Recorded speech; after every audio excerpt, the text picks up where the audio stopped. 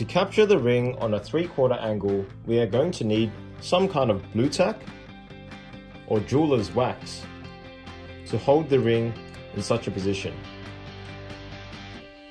We'll simply place a little bit of blue tack under the ring and place it in the center of GemLightbox.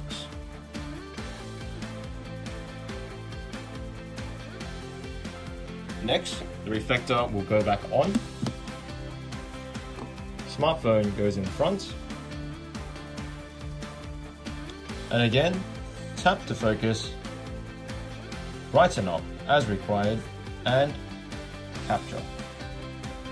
And just like that, we have captured the 3/4 shot of this ring.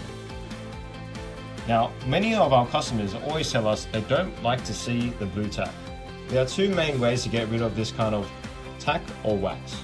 The first way is to be a little bit more crafty and use a smaller amount of the wax.